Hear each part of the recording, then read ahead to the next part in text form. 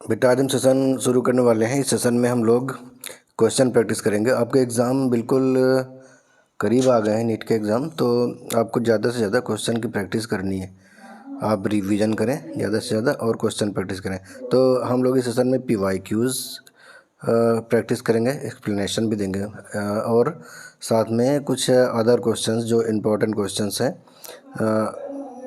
PYQ को छोड़ के और भी, तो उनको हम लोग डिस्कस करेंगे, जिससे हम लोग अच्छी प्रैक्टिस हो जाएगी और एग्ज़ाम में हम लोग टाइम मैनेज कर पाएंगे। जितनी अच्छी प्रैक्टिस होगी उतना अच्छा हम लोग टाइम का मैनेजमेंट कर पाएंगे एग्ज़ाम के अंदर। तो बेटा शुरू करते हैं आज का लेक्चर।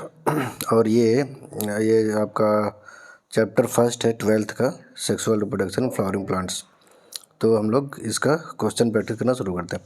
बेटा आपको दो बातें ध्यान रखनी है क्वेश्चन प्रैक्टिस करने के पहले।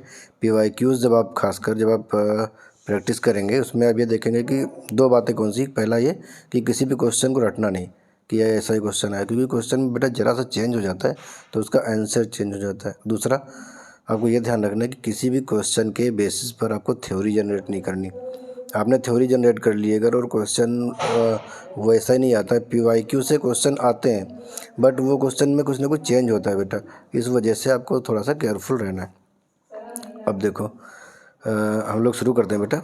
ये AIPMT 2006 में ये आया था क्वेश्चन आपका। What would be the number of chromosome in the cells of aileron layer in a plant species with 8 chromosome in its synergids? किसी प्लांट की स्पीसीज के सिनर्जिड्स में 8 क्रोमोसोम है बेटा, और आपको बताना है कि उसकी एल्यूरॉन लेयर में कितने क्रोमोसोम होते हैं। तो बेटा एल्यूरॉन लेयर क्या होती है, जब आप सीट देखेंगे, ये सीट है, जैसे मेज़ का शेप में बना रहा हूँ। यहाँ पर देखो ये कोलियोप्टाइल, ये कोलियोराइजा, और ये आपका एंडोस्पर्म है। और एंडोस्पर्म के यहाँ पे एक लेयर लगी होती है, ये लेयर। तो इस लेयर को बोलते हैं एल्यूरॉन लेयर बोलते हैं। ये इसकी प्लॉइडी 3n होती है, क्योंकि एंडोस्पर्म की प्लॉइडी क्या है 3n, तो इसकी प्लॉइडी भी होगी 3n। और जब बेटा हाइप्लॉयड नंबर कितना है 8 दिया हुआ है। सिनर्जिड्स क्या होता है, सिनर्जिड्स आप ये एम्ब्रियो साइक देखेंगे, एक सेल के पास ये सिनर्जिड्स, ये तीनों मिलकर के एक apparatus बनाते हैं, ये एंटीपोडल सेल और ये आपका पोलर न्यूक्लियाई। तो बेटा सिनर्जिड्स ये है, तो सिनर्जिड्स में ये होती है हाइप्लॉयड, और हाइप्लॉयड होती है, और ये नंबर दिया हुआ 8। तो एल्यूरॉन लेयर में पूछा गया कितना हो जाएगा बेटा 24, ये आपका आंसर, सेकंड आंसर आपका होगा, ये आंसर होगा आपका बेटा। फर्स्ट क्वेश्चन में आंसर जाएगा ये, ठीक है। सेकंड क्वेश्चन देखते हैं बेटा। The arrangement of the nuclei in a normal embryo sac in a dicot plant. Dicot plant में न्यूक्लियाई का अरेंजमेंट कैसा होता है, 7 सेल 8 न्यूक्लिएटेड स्ट्रक्चर होता है बेटा एम्ब्रियोसाइक।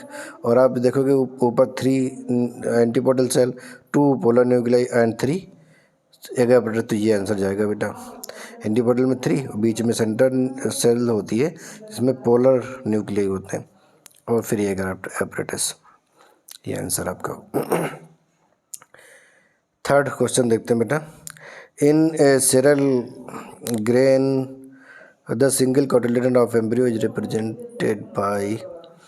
सीरियल अनाज होते हैं ना बेटा, तो ये अनाज जो होते हैं जैसे गेहूं हुआ, धान हुआ, ये मोनोकाट होते हैं, और लिखा भी क्वेश्चन में कि सिंगल कोटिलेडन होता है, तो उसको क्या बोलते हैं बेटा, ये आंसर आपका जाएगा स्क्विटल। अभी मैंने बना के दिखाया ना आपको, ये मैंने क्या बना के दिखाया था आपको, मेज़ बना के दिखाया था। ये मेज़ का मैंने ऐसे सीट लिया था, मैंने कहा था ये आपका एंडोस्पर्म है, ये क्या है एंडोस्पर्म, और ये आपका प्लूमेल है कोलियोप्टाइल, और ये कोलियोराइजा, ये है ये वाला पार्ट जो होता है सिंगल कोटिलेडन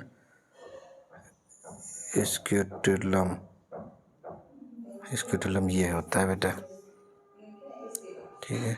और ये स्क्यूटेलम, तो आपका आंसर चला जाएगा स्क्यूटेलम, सेकंड आंसर राइट होगा आपका इसमें।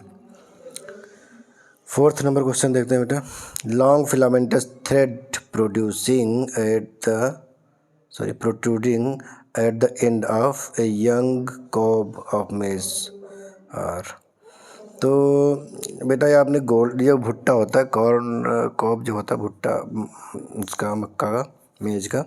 तो मेज के भुट्टे में आपने देखा होगा कुछ बहुत से रेशे होते हैं, गोल्डन कलर के, ब्राउन कलर के, वो उसके एक्चुअली स्टाइल होते हैं, बहुत लंबी स्टाइल होती हैं, और इसमें पॉलन ट्यूब जो होती है वो भी बहुत लंबी बनती है मेज में बेटा। तो ये आंसर होगा आपका थर्ड, स्टाइल, ये आंसर जाएगा आपका बेटा। 5th नंबर क्वेश्चन देखो बेटा, in which of the following fruit is the edible part the aril, कौन से फ्रूट में एरिल एडिबल पार्ट होता है, इसका आंसर जाएगा बेटा लीची। और आप मेरे लेक्चर पे जाओगे तो आपने देखा होगा, जब मैंने इसका एक्सप्लेनेशन लेक्चर दिया था दूसरे चैनल में, मैं उसकी लिंक आपको दे देता हूँ और मैं इसको यहीं पे एक्सप्लेन कर देता हूँ। देखो जरा, ये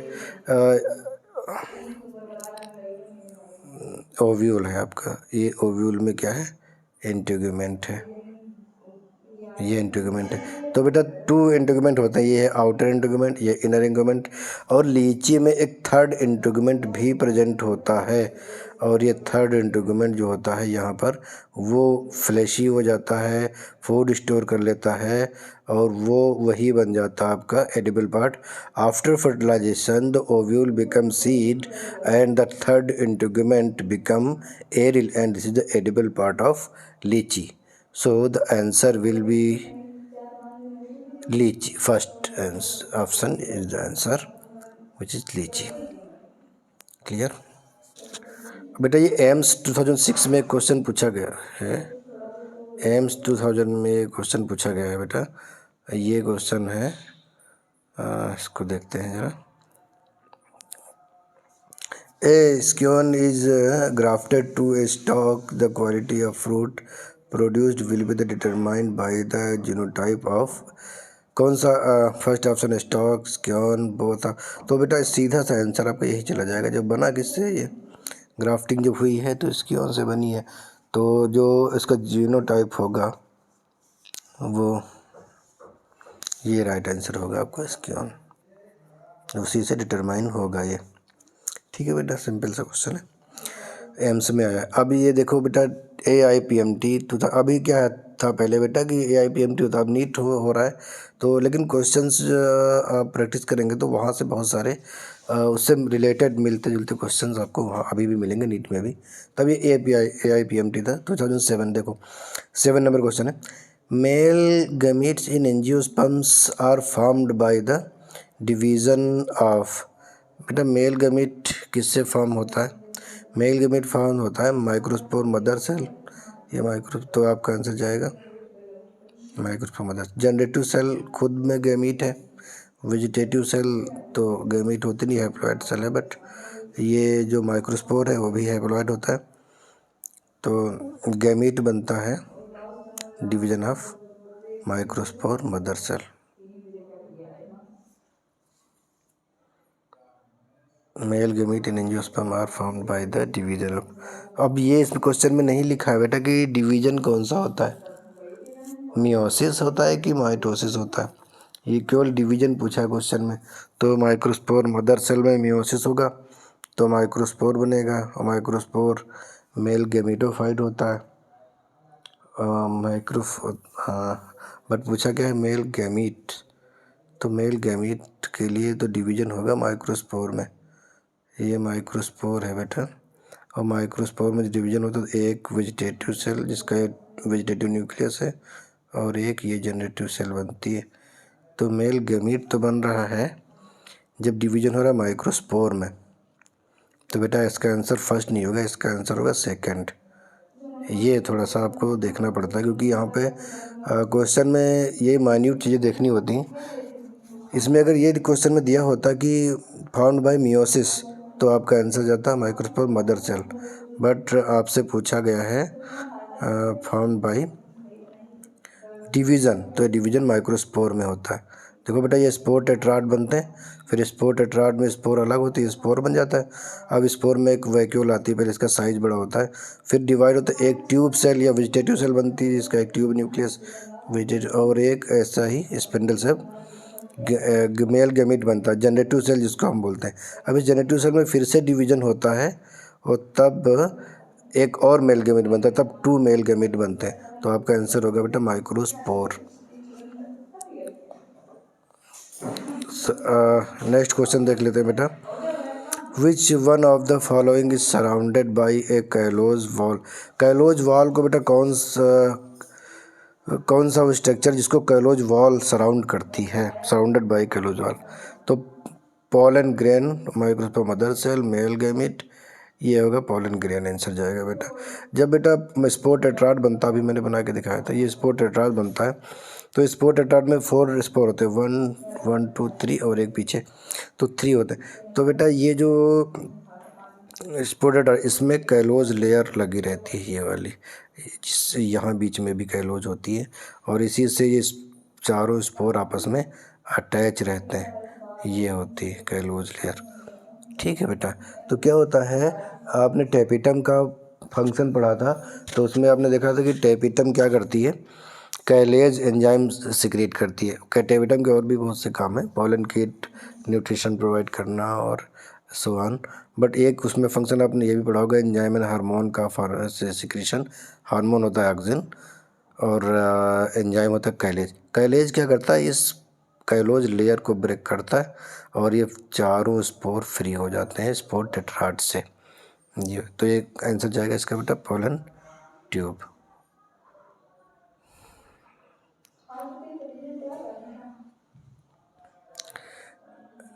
नेक्स्ट क्वेश्चन देखते हैं बेटा। नेक्स्ट क्वेश्चन है आपका, हाँ ये क्वेश्चन तो हो गया। 9 नंबर क्वेश्चन देखते हैं। ये भी बेटा AIPMT 2008 में आया है। क्वेश्चन क्या कह रहा है, unisexuality of flower prevent. Unisexual, अगर फ्लावर्स यूनिसेक्सुअल, अच्छा प्लांट की बात नहीं हो रही, फ्लावर की बात हो रही है। इसमें यूनिसेक्सुअल फ्लावर है। यूनिसेक्सुअल मीन्स मेल और फीमेल अलग अलग होंगे। तो क्या प्रिवेंट करेगा, जीटोनोगेमी तो प्रिवेंट नहीं करेगा, बट नॉट जीनोगेमी ये नहीं होगा। ऑटोगेमी, अगर प्लांट यूनिसेक्सुअल तो ऑटोगेमी प्रिवेंट करेगा बिल्कुल, and geitonogamy, but geitonogamy prevent नहीं करता, तो ये ऑप्शन आपका आंसर नहीं हो सकता। ऑटोगेमी प्रिवेंट करता है बट नॉट जीटोनोगेमी, ये आंसर आपका बिल्कुल सही हो सकता है। 4th देख लेता हूँ, both geitonogamy and xenogamy, xenogamy और जीटोनोगेमी को प्रिवेंट नहीं करेगा, ये तो आपका आंसर बिल्कुल नहीं होगा, क्योंकि यूनिसेक्सुअल फ्लावर में जीनोगेमी और जीटोनोगेमी तो हो ही सकता है, आपका ऑटोगेमी नहीं होगा। तो आंसर जाएगा ये वाला आपका 3rd, autogamy but not geitonogamy. ये बेटा आपके ऑटोगेमी को प्रिवेंट करता है बट जीटोनोगेमी को प्रिवेंट नहीं करता है, ये आपका आंसर हो जाएगा बेटा। Endosperm is consumed by developing embryo in the seed of, first option है पी, सेकंड मेज, कोकोनट एंड कैस्टर। तो बेटा endospermic and non endospermic seed आपने पढ़ रखे हैं। जो एंडोस्पर्मिक सीड होते हैं बच्चा, वो जिसमें कॉटिलिडन, जो डाइकॉट प्लांट आपने देखे, डाइकॉट में जो फूड स्टोर होता है वो कॉटिलिडन में होता है। तो जब तक ये सीड डेवलप होता है तब तक एंडोस्पर्म पूरा कंज्यूम, शुरू में बेटा एंडोस्पर्म दोनों में होता है, चाहे वो मोनोकॉट हो चाहे डाइकॉट हो, बट बाद में डाइकॉट प्लांट में वो कंज्यूम हो जाएगा और कॉटिलिडन रहेंगे, और बट मोनोकॉट प्लांट में वो एंडोस्पर्म आखिर तक रहता है। तो इसका एक एग्जांपल है, इससे डाइकॉट प्लांट है बेटा, डाइकॉट। तो डाइकॉट में एंडोस्पर्म नहीं होता है, किसको छोड़ करके, कैस्टर को छोड़ करके। ये आपको ध्यान रखना, यहीं पे बच्चे थोड़ी सी गलती करते हैं कभी कभी, कैस्टर को डाइकॉट समझ करके ये कहते हैं कि इसमें एंडोस्पर्म, बट इसमें परसिस्ट करता है। मोनोकॉट में क्या होता है बेटा, एंडोस्पर्म होता है, एक को छोड़ के, क्या नाम है, ऑर्किड। ऑर्किड में एंडोस्पर्म नहीं होता है, ऑर्किड में endosperm, although it is monocot plant orchid, but there is no endosperm at the maturity। ठीक है बेटा। तो जब आप देखोगे कि इसमें आंसर आपका क्या हो जाएगा, पी। पी बेटा डाइकॉट है, इस वजह से इसमें एंडोस्पर्म नहीं होगा, और food stored in cotyledons. Coconut monocot है, मेज मोनोकॉट है, कैस्टर डाइकॉट है, बट इसमें भी ये इसका एक्सेप्शन है, डाइकॉट का, डाइकॉट होते हुए भी इसमें एंडोस्पर्म कंज्यूम। ठीक है, तो अब ये हम लोग देखते हैं 11 number of question.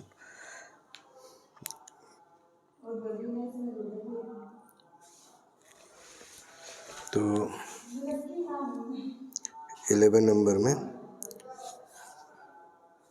Which one of the following is resistant to enzyme action. Enzyme action से कौन रेजिस्टेंट होता है? पॉलन की एक्साइन, लीफ क्यूटिकल, कोड, ये आंसर नहीं होगा, ये आंसर नहीं होगा। पॉलन एक्साइन होगी। एक्साइन जो भी होती है बेटा वो किस चीज़ की बनी होती है? स्पोरोपोलेनिन की। और sporopollenin is most resistant material. और रेजिस्टेंट किस बात से? Resistant to enzyme, resistant to water, resistant to acid and resistant to UV rays. तो बेटा ये मोस्ट रेजिस्टेंट मटेरियल है। और किस चीज़ का बना होता है ये एक्साइन? Mainly sporopollenin. यानी स्पोरोपोलेनिन भी होती है, साथ में कुछ प्रोटीन भी होती है। यूबिस बॉडी जो बनाता है टेपिटम, तो उसमें प्रोटीन भी होती है, प्रो बॉडीज, और फिर बाद में यूबिस बॉडी बनती है। तो उसके अराउंड स्पोरोपोलेनिन एक्यूमुलेट होकर के ये बनता है बेटा। स्पोरोपोलेनिन एक्चुअली है क्या? It is a polymer of carotenoid but is the most resistant material of the world. So it prevent pollen to be spoil. ये कवरिंग होती है। अब बेटा इसमें क्वेश्चन में ये पूछा गया है रेजिस्टेंट टू एंजाइम, तो आंसर होगा पॉलन एक्साइन। अच्छा इसमें ये भी पूछा जाता था, अगर इस एंजाइम ना पूछ कर ये पूछा जाता रेजिस्टेंट टू यूवी रेज, तो भी बेटा आपका आंसर पॉलन एक्साइन ही जाता है, क्योंकि exine is the most resistant material. Next question हम लोग देखते हैं बेटा 12 नंबर क्वेश्चन। 12 नंबर क्वेश्चन में क्या है? What does the filiform apparatus do at the entrance into ovule? First option क्या है? It brings about opening of the pollen tube, नहीं। इट सेकंड ऑप्शन देखते हैं, it guides pollen tube from a synergy to egg. Third, it helps in the entry of pollen tube into a synergids. ये answer मुझे बिल्कुल accurate अभी तक के options में। फोर्थ ऑप्शन और पढ़ लेता हूँ। It prevents entry of more than one pollen tube into embryo sac. बेटा जो बेस्ट आंसर आपका जाएगा वो थर्ड जाएगा, क्योंकि पॉलन ट्यूब की एंट्री सिनर्जिट्स में होती है थ्रू फिलीफॉर्म ऑपरेटस। ये फिलीफॉर्म ऑपरेटस जो आप देख रहे हो यहाँ पर, ये एक ऑपरेटस है, एक सेल सिनर्जिट्स, और फिर ये फिलीफॉर्म ऑपरेटस। पॉलन ट्यूब जो आती है बेटा, ये पॉलन ट्यूब जो आ रही है, इस पॉलन ट्यूब में ये आगे ट्यूब न्यूक्लियस, पीछे दो मेल गैमेट होते हैं। अब आप देखोगे बेटा ये फिलीफॉर्म ऑपरेटस के थ्रू इंटर करती है सिनर्जिट, क्योंकि सिनर्जिट बेटा बहुत सारा केमिकल रिलीज करती है, और जब ये केमिकल रिलीज कर रही होती है तो उसी केमिकल से अट्रैक्ट होकर पॉलन ट्यूब इधर से आती हुई और ऐसे बेंट हो जाती है, उधर मुड़ती है। इसमें बोलते हैं कीमोट्रॉपिक मूवमेंट। केमिकल से अट्रैक्ट होकर ये बेंडिंग होती है, इसलिए ट्रॉपिक। अगर ये चल गया तो बोले टैक्टिक, कीमोटैक्टिक, बट यहाँ पे कीमोट्रॉपिक मूवमेंट हो रही। तो ये केमिकल कौन सिक्रेट कर रहा है? सिनर्जिट कर रही है। सिनर्जिट किसके थ्रू कर रही है? फिलीफॉर्म ऑपरेटस के थ्रू कर रही है। तो ये फिलीफॉर्म ऑपरेटस के थ्रू इस सिनर्जिट्स में इंटर करेगी पॉलन ट्यूब। तो इसका बेस्ट आंसर जाएगा बेटा, बेस्ट ऑप्शन ये वाला हो जाएगा बेटा, इट हेल्प्स। बेस्ट आंसर होगा it helps in the entry of pollen tube into synergid. 13 number question देखते हैं बेटा। विच one of the following pairs of plant structure has haploid number of chromosome? बहुत ही इजी क्वेश्चन है बेटा, but आया हुआ question है। कभी कभी इजी क्वेश्चन भी आते हैं, लेकिन हम लोग ओवर कॉन्फिडेंस में इसको गलत करते हैं। तो केयरफुली क्वेश्चन को पढ़ना है। पेयर दिए हुए उसमें आपको पूछना है, आपसे पूछ रहा है कि हैप्लॉइड नंबर ऑफ क्रोमोसोम किस स्ट्रक्चर में। तो फर्स्ट है न्यूसेलस। न्यूसेलस तो डिप्लॉइड सेल होता है बेटा, स्पोरोजेनस टिश्यू होता है ये। और एंटीपोडल सेल, हाँ ये तो है, एंटीपोडल सेल हैप्लॉइड, बट ये नहीं है। Second option egg nucleus. Egg nucleus भी तो होता है। And secondary nucleus. Secondary nucleus क्या है बेटा? ये एक्चुअली अगर पोलर न्यूक्लियर यहाँ पे लिखा होता तो ये पोलर न्यूक्लियाई तो बेटा हैप्लॉइड होती है, but at the time of fertilization ये दोनों फ्यूज होता है आपस में और एक सेकेंडरी न्यूक्लियस बन जाता है। जब सेकेंडरी न्यूक्लियस बन गया तो फिर ये डिप्लॉइड हो जाता है। ये एक ऑपरेटर्स है यहाँ पे, और ये आपका सेकेंडरी न्यूक्लियस है। तो एग सेल तो ठीक है, एग न्यूक्लियस, बट सेकेंडरी ये वाला सही नहीं है बेटा, सेकेंडरी न्यूक्लियस डिप्लॉयड होता है। Third, megaspore, mother cell and antibody. देखो मदर सेल आ गया ना, तो ये भी डिप्लॉयड है, 2n है, ये नहीं होगा। Egg cell and antipodal cell, ये लास्ट आंसर, जो लास्ट ऑप्शन है आपका, ये आंसर होगा। एग सेल कहाँ है, ये मैंने एग सेल बनाई, और एंटीपोडल सेल, ये एंटीपोडल सेल, 1 2 3 3 एंटीपोडल सेल है, और ये तीनों एंटीपोडल सेल बेटा हैप्लॉयड होती हैं। ये भी एग्राफ्टिस भी हैप्लॉयड होता है। तो ये आंसर जाएगा आपका ऑप्शन नंबर 4। एम्ब्रियो सैक बेटा 7 सेल्ड और 8 न्यूक्लिएटेड स्ट्रक्चर है। तो आपको पता है यहाँ पे 2 पोलर न्यूक्लियर होते हैं। अब क्वेश्चन में, ये जो क्वेश्चन है बेटा, इसमें थोड़ा सा ये ध्यान दो कि अगर इस क्वेश्चन में कहीं भी ये यहाँ पर सेकेंडरी न्यूक्लियस की जगह पे पोलर न्यूक्लियर लिखा होता तो आंसर ये भी हो सकता था, बट ये है तो अप्रोप्रिएट आंसर तो मिल ही रहा है। बट यहाँ पर एक सेल की जगह पर अगर कुछ और होता और ये ऑप्शन ना होता सही, अगर दिया होता क्वेश्चन में, इस तरह से फॉर्म किया होता क्वेश्चन कि अगर पोलर न्यूक्लियर, तो ये आंसर भी हो सकता था, बट सेकेंडरी न्यूक्लियस है तो फिर ये नहीं होगा। नेक्स्ट क्वेश्चन देखते हैं बेटा। नेक्स्ट क्वेश्चन है, an example of a seed with endosperm, perisperm and caruncle is. अच्छा क्वेश्चन है, इजी है बट अच्छा क्वेश्चन है बेटा। कैस्टर का जो सीड होता है वो बेटा, इसका एग्जांपल अभी ऊपर एक क्वेश्चन को एक्सप्लेन करते हुए मैंने कैस्टर को बताया था कि डाइकॉट सीड है, बट इसमें इंडोस्पर्म होता है, पेरिस्पर्म भी इंडोस्पर्म होगा, तो उसकी जो लेयर होती है जो न्यूसेलस से बनती है, याद करो बेटा, न्यूसेलस पेरिस्पर्म बनाता है, तो ये, और इंडोस्पर्म होता है इस सीड में। और कारंकल एक अलग वर्ड है जो कैस्टर में, तो हर किसी में नहीं होता, बहुत से मोनोकाट प्लांट में, मैक्सिमम प्लांट में, आर्किड कुछ छोड़ के सब में इंडोस्पर्म होता है, बट कारंकल नहीं होता। कारंकल क्या है, कारंकल बनता है बेटा इंटेगुमेंट से। जैसे ये आपका सीड है, और सीड के बाहर सीड ओव्यूल होता है जो बेटा, मैच्योर ओव्यूल सीड बन जाता है, तो सीड कवर्ड बाई इंटेगुमेंट, ये इंटेगुमेंट होते हैं।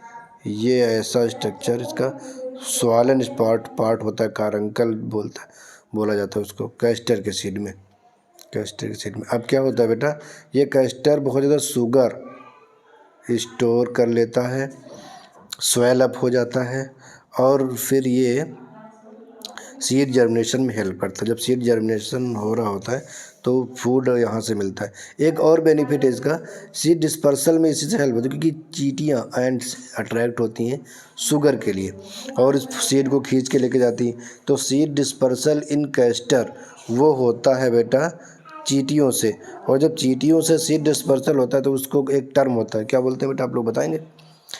मैं बताता हूँ, मरमैको कोरी, मरमैको कोरी। जहाँ पर डिस्पर्सल ऑफ सीड होता है उसको हम ऐड करते हैं कोरी। एनिमल से होने वाला जू कोरी, अगर इंसेक्ट से होता है तो एंटोमोकोरी। तो अगर जिसे मैं पॉलिनेशन की बात करता हूँ, चींटियों से पॉलिनेशन, तो उसको बोला जाता है, टर्म होता है मरमेकोफिली। सेम उसी तरह जब सीड डिस्पर्सल होता है चींटियों से तो उसको हम लोग बोलते हैं मरमेको कोरी। तो ये बेटा इसका आंसर क्या जाएगा, इसका आंसर जाएगा कैस्टर। कैस्टर के प्लांट में इंडोस्पर्म भी होता है, पेरिस्पर्म होता है, और कारंकल भी होता है। पेरिस्पर्म पता होगा, जैसे ये ओव्यूल है, तो ओव्यूल में बेटा यहाँ पर न्यूसेलस है, और फिर ये लास्ट में यहाँ पर एम्ब्रियो बनेगा।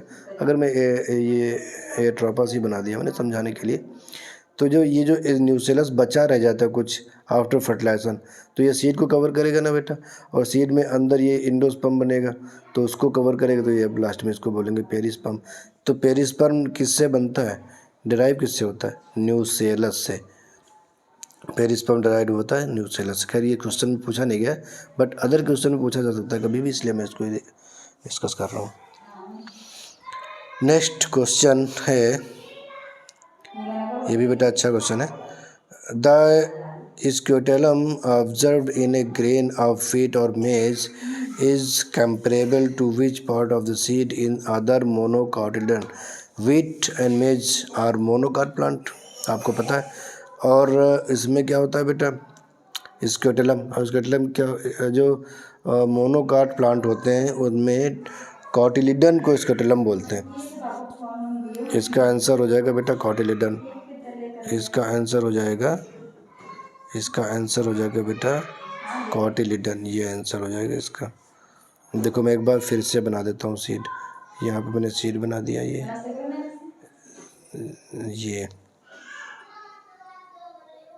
देखो, ये ऐसे बनाता हूँ मैं।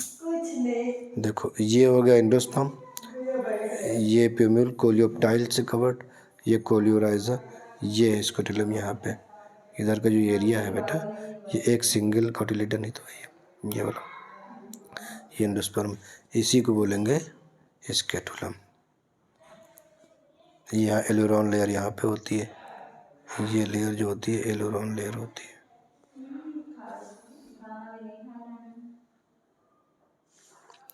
नेक्स्ट क्वेश्चन देखते हैं बेटा। क्वेश्चन नंबर ये 15 तक हो गया है और हम लोग 16 नंबर ऑफ क्वेश्चन देख लेते हैं। एपोमेटिक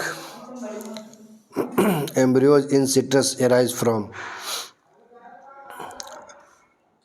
diploid egg synergids, maternal sporophyte tissue और इनोव्यूल एंटीबॉडी।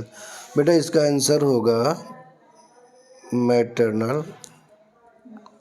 मैटरनल स्पोरोफाइटिक टिश्यू और ovule.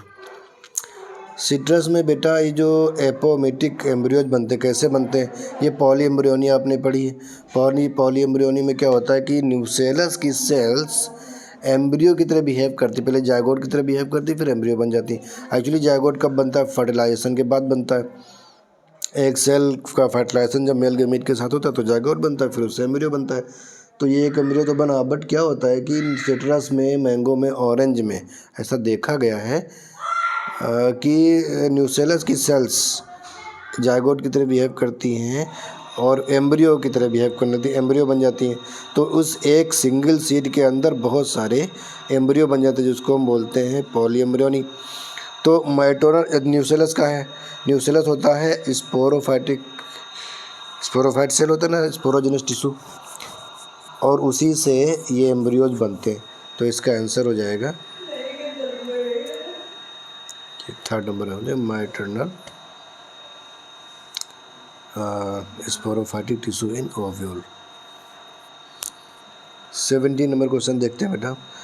Wind pollinated flowers are, जिन फ्लावर्स में विंड पॉलिनेशन होता है वो फ्लावर कैसे होते हैं। एडॉप्टेशन से भी बेटा बहुत क्वेश्चन आते हैं, पॉलिनेशन से क्वेश्चन आते हैं और एडॉप्टेशन से भी आते हैं। इस चैप्टर का वेटेज बहुत ज़्यादा है और खासकर पॉलिनेशन से भी इसमें बहुत ज़्यादा क्वेश्चन पूछे जाते हैं। विंड पॉलिनेटेड फ्लावर्स आर, देखो पहला ऑप्शन पढ़ो, स्मॉल प्रोड्यूसिंग, नेक्टर नहीं होता बेटा इसमें। स्मॉल ब्राइटली कलर्ड नहीं होता, जो जिनमें बर्ड से पॉलिनेशन होता है वो फ्लावर्स ब्राइटली कलर्ड होते हैं। जो इंसेक्ट पॉलिनेटिंग फ्लावर्स होते हैं वो भी कलर्ड होते हैं, पर ब्राइटली कलर्ड जहाँ वर्ड आएगा वो बर्ड्स के लिए आता है, जैसे बिग्नोनिया, ब्यूटिया, बॉटल ब्रेस, ऐसे जो प्लांट्स होते हैं। थर्ड पढ़ते small producing large number of dry pollen, ये सही है, ये बिल्कुल सही है बेटा। फ्लावर कैसे होंगे, small. Large number of pollen produce करेंगे।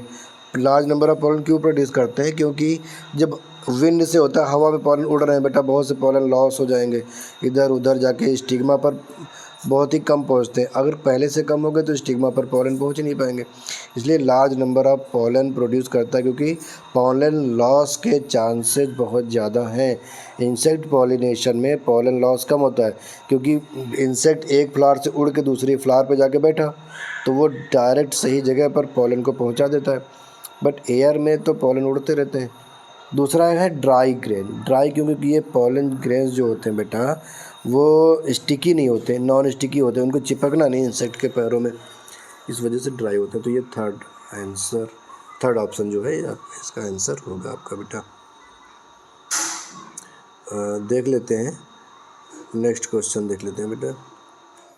एम्स में पूछा गया है डायग्राम, आजकल तो अभी भी नीट में भी डायग्राम बहुत ज़्यादा पूछे जाते हैं। डायग्राम बना के देता है एनटीए आपको और आपसे कहता है कि आप उसको लेबल करिए।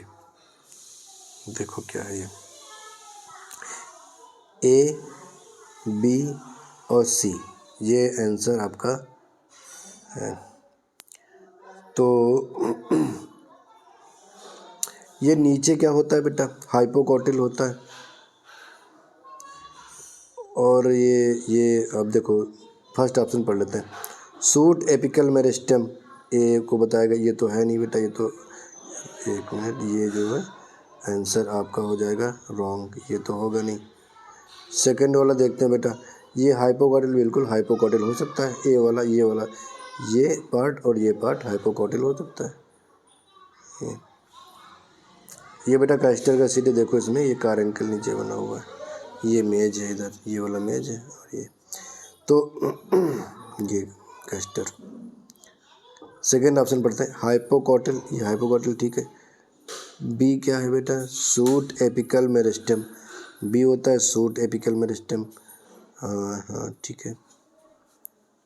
सी स्क्यूटेलम, ये मैंने डायग्राम बना के अभी तुमको बताया था जब एक्सप्लेनेशन कर रहा था मैं क्वेश्चन के ऊपर, तो इसी को मैंने स्क्यूटेलम ऐसे बताया था, ये वाला पार्ट। ये कोलियोप्टाइल है, ये कोलियोराइजा है, ये एल्यूरोन लेयर, देखो ये जो दिख रही है लेयर, ये वाली, ये जो लेयर दिख रही है बेटा, ये लेयर, ये एल्यूरोन लेयर है, ये एल्यूरोन जो कि किसको कवर कर रही है बेटा, एंडोस्पर्म को कवर कर रही है। स्क्यूटेलम एंडोस्पर्म, डी क्या है, एंडोस्पर्म है, डी क्या है बेटा, एंडोस्पर्म।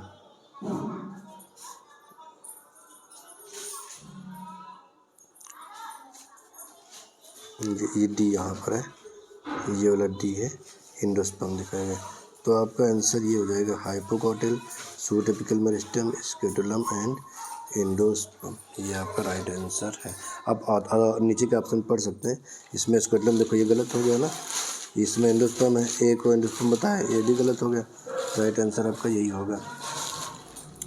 नेक्स्ट क्वेश्चन देख लेते हैं, AIPMT मेंस 2011 में आया है ये question. What is common between vegetative reproduction and apomixis, both produces progeny identical to the parent, बिल्कुल ये हो सकता है, सही हो सकता है बेटा। अदर ऑप्शन भी हम लोग देख लेते हैं, both are applicable only diet, नहीं ये बिल्कुल नहीं होगा, डाइकॉट में नहीं। देखो ये जो वेजिटेटिव है ये बेटा डाइकॉट में ज़रूरी तो नहीं है, मोनोकॉट में भी होता है वेजिटेटिव रिप्रोडक्शन। और हम लोग ये देखते हैं बाईपास एंड बोथ अकर, नहीं, तो यही आंसर आपका होगा बेटा, both produce progeny identical to parent. क्यों ऐसा होता है बेटा, तो पहले ये देख लेते हैं एपोमिक्सिस क्या है। एपोमिक्सिस क्या है, एपो मीन्स होता है विदाउट, मिक्सिस मिलता है मिक्सिंग यानी फर्टिलाइजेशन। जब फर्टिलाइजेशन नहीं होगा तो न्यू कैरेक्टर कैसे आएंगे बेटा, फर्टिलाइजेशन होता है तभी तो न्यू कैरेक्टर्स आते हैं, क्योंकि अदर मेल और फीमेल के जो गैमीट्स होते हैं मिलते हैं और नया कॉम्बिनेशन बनता है, बट ऐसा इसमें नहीं होगा। विदाउट फर्टिलाइजेशन जब एम्ब्रियो का डेवलपमेंट हो जाता है विदाउट फर्टिलाइजेशन, तो इसको बोला जाता है एपोमिक्सिस। तो ये एक टाइप का वेजिटेटिव रिप्रोडक्शन है which mimic the sexual reproduction, asexual है बट सेक्सुअल की मिमिक कर। NCERT में लाइन लिखी है वो कि apomixis is asexual reproduction but it mimic like sexual reproduction.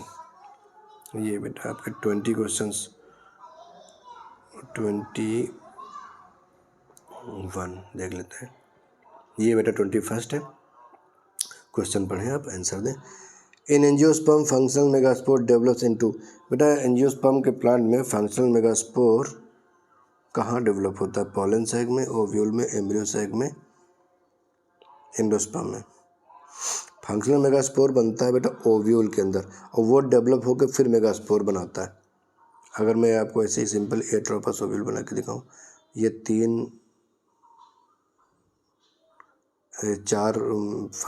4 megaspore बनते हैं हैप्लॉइड, जिसमें ये 3 रीजनरेट हो जाते हैं, 3 रीजनरेट हो जाते हैं, एक लास्ट में बचा नीचे वो फंक्शनल मेगास्पोर, ये कहाँ है, ओव्यूल में तो बन रहा है।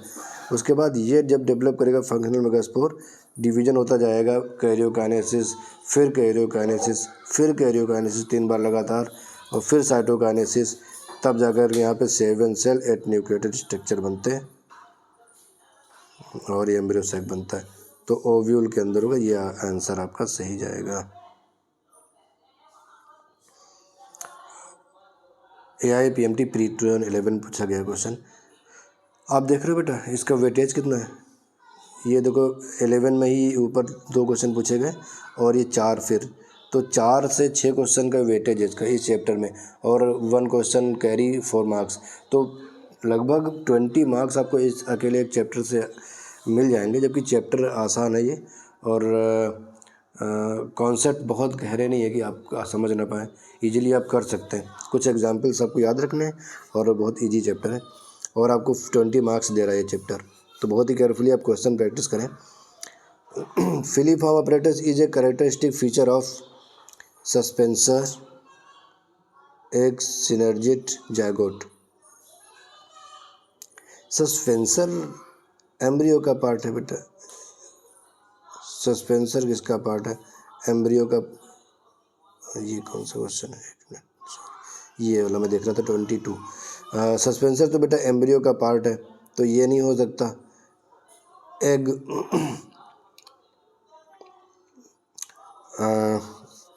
एग तो एग apparatus में सिनर्जिड्स भी होती हैं, लेकिन जनरल एग की बात की है। एक्सेल का भी फीचर नहीं है ये।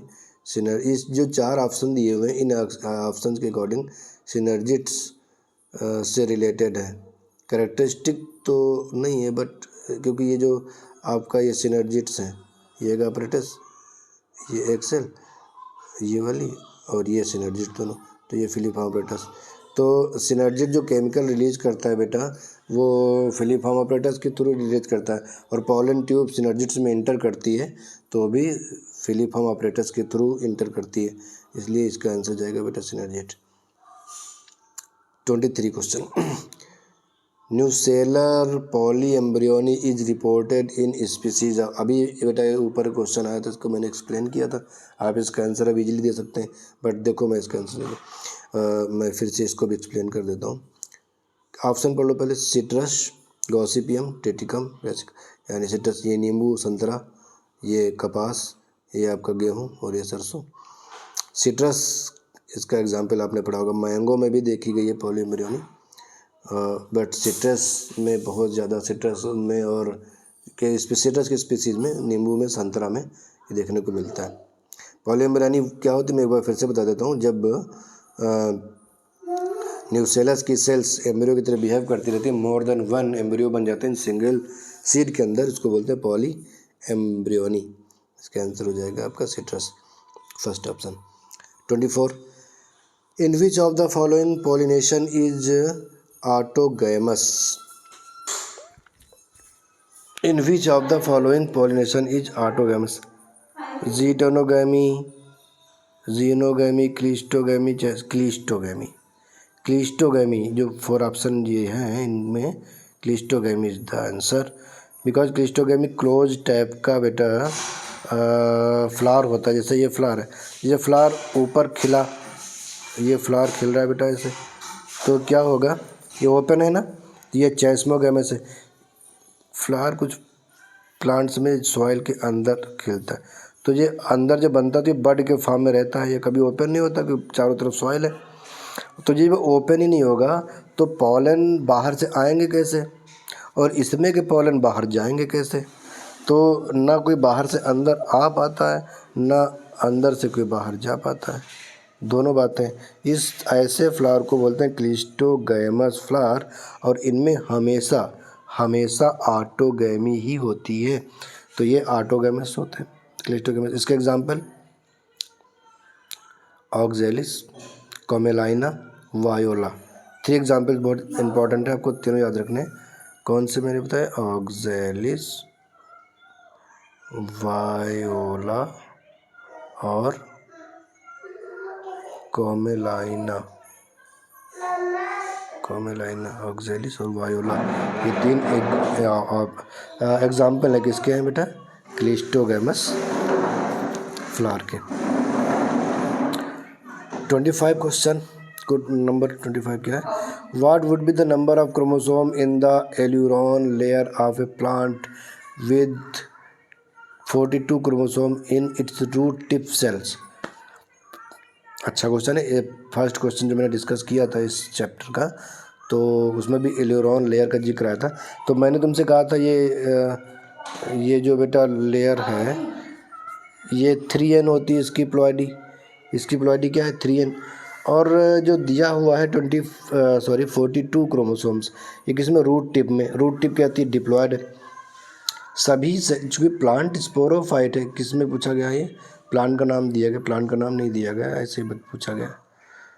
अब कोई भी तो रूट ट्यूब क्या होगी बेटा, सीधी सी बात है डिप्लॉयड होती तो 2n होता है 42, तो n कितना होगा बेटा 21। तो आप आंसर आप समझ ही गए होंगे। 42 इसमें 21 जोड़ने कितना हो जाएगा 63। ये 3n होगा बेटा। 21 को आप 3 से मल्टीप्लाई करेंगे तो 63 आएगा। ये आंसर होगा बेटा आपका। एल्यूरोन लेयर होती है 3n। एल्यूरोन लेयर में पूछा गया ना, एक बार फिर से पढ़ लेता हूँ। What would be the number of chromosomes. हाँ एल्यूरोन लेयर में पूछा गया, रूट ट्यूब में दिया हुआ है आपका। एम्स 2011 26 नंबर क्वेश्चन देखते हैं बेटा। What is the characteristic of tapetum. It stores food, it's multinucleated, it's multilayered structure, it nourish the megaspore. बहुत ईजी क्वेश्चन है बट थोड़ा सा आपको ध्यान देना। क्या बेटा ये फूड को स्टोर करता है, नहीं करता। आपने पढ़ा होगा कि ये न्यूट्रिशन प्रोवाइड करता है to developing pollen, to developing microspores. But बेटा ये फूड स्टोर कभी नहीं करता। स्टोर करती है पैरेन्काइमेटस सेल जो कि होती है मिडिल लेयर आपको पता है 1 से 3 लेयर होती हैं मिडिल लेयर, और थिकनेस उसकी मैं बता रहा हूँ 1 to 3 सेल लेयर होती है, और वो फूड स्टोर करती है क्योंकि वो जो मिडिल लेयर है वो पैरेन्काइमेटस सेल्स की बनी होती है, फूड स्टोर करके रखती है। उसी फूड को एब्जॉर्ब करके टैपिटम नरिश करता है किसको, पोलन को, डेवलपिंग पोलन्स को नरिश करता है। और ये क्या होता है बेटा मल्टी न्यूक्लिएटेड स्ट्रक्चर होता है। ये ऑप्शन ये सही है बिल्कुल, मल्टी न्यूक्लिएटेड होती है। जो टैपिटम जो होती है वो मल्टी न्यूक्लिएटेड होती है, मल्टी लेयर नहीं होगी। नरिश द मेगा, ये भी गलत। हाँ अगर यहाँ पे होता nourish the megaspore, microspore sorry, तो सही होता, मेगास्पोर गलत है। मल्टी न्यूक्लिएटेड होती है। आपको पता है ये जो टैपिटम होती है बेटा, टैपिटम की सेल में एक बता रहा हूँ, सेल इंडोमाइटोसिस करती है, ये डिवाइड होती है, कैरियोकाइनेसिस करती है। फ्री न्यूक्लियर डिवीजन क्या होता है, व्हेन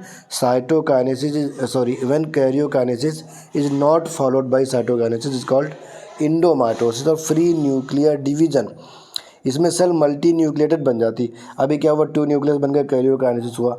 अब साइटोकाइनेसिस होना चाहिए बट नहीं होता, फिर कैरियोकाइनेसिस होगा और इसमें बहुत सारे न्यूक्लियस बन जाएंगे, तो ये मल्टी न्यूक्लिएटेड स्ट्रक्चर हो जाता है टैपिटम का। ऐसा क्यों होता है, क्योंकि इसका रीज़न ये है, इसमें टैपिटम को बहुत सारे फंक्शन एक साथ परफॉर्म करने पड़ते हैं।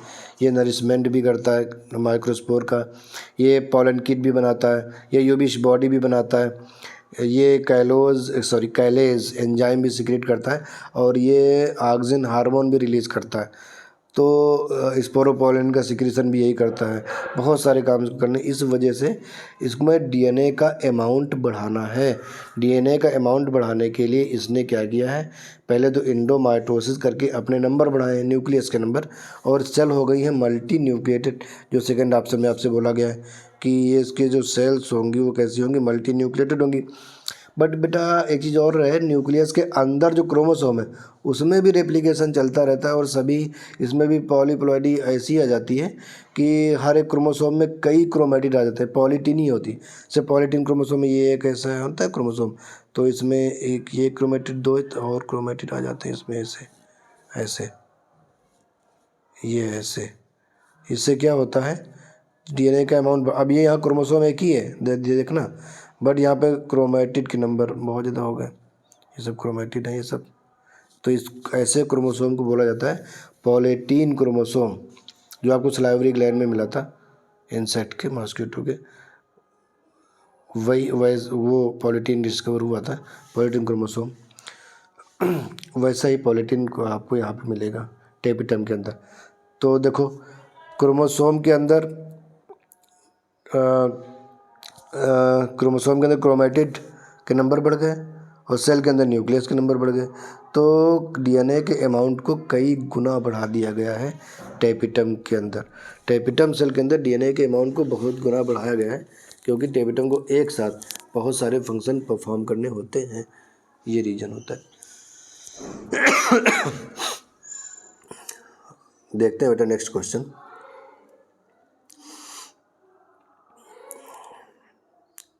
ये क्लिस्टोगैमी पे फिर एक क्वेश्चन आया है। Cleistogamy is leading over antithesis because pollinators are not required. It assures heterozygosity, favors insect pollination, it allows xenogamy. xenogamy तो होता नहीं, कैसे होगा बेटा, रुको, xenogamy तो होता नहीं इसमें, इंसेक्ट पॉलिनेशन होता नहीं है, इट एश्योर्स हेट्रोजाइगोसिटी। हाँ हेट्रोजाइगस होते हैं इसमें। हेट्रोजाइगस का मतलब ये कि हेट्रोस्पोर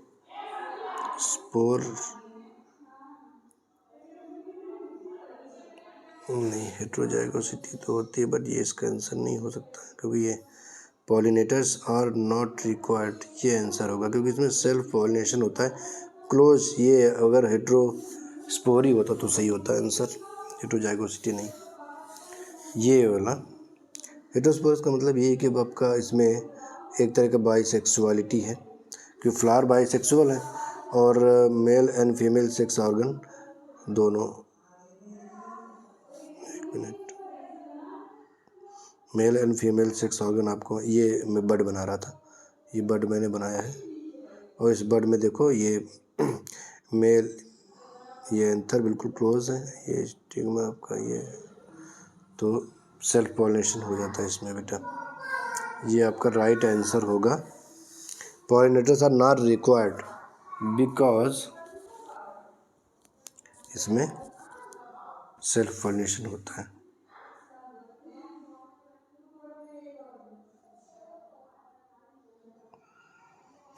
टू 2012 AIPMT प्री में क्वेश्चन है, question number 28। The coconut water and the edible part of coconut is equivalent to.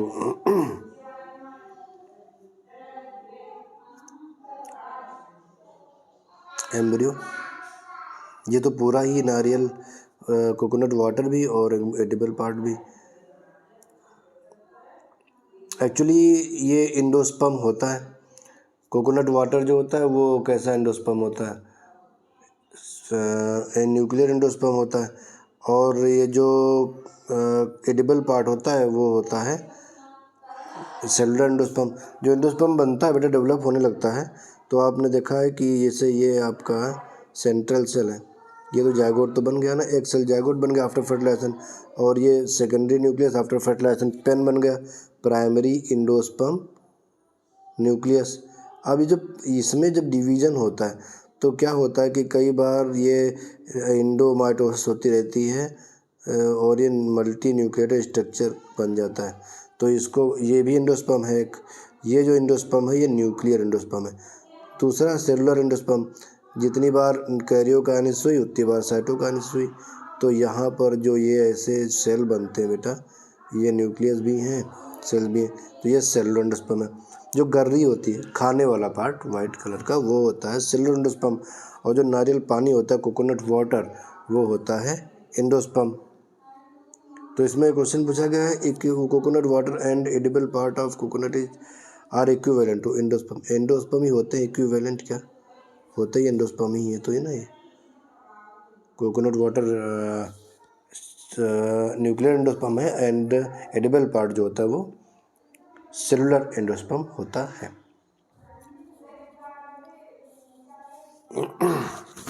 उसी में एम्ब्रियो भी होता है, क्योंकि एम्ब्रियो भी साथ में, जब एंडोस्पर्म डेवलप हो जाता है तो एम्ब्रियो भी डेवलप होना शुरू हो जाता है, क्योंकि वो न्यूट्रिशन उसी से लेता है, एंडोस्पर्म से। 29.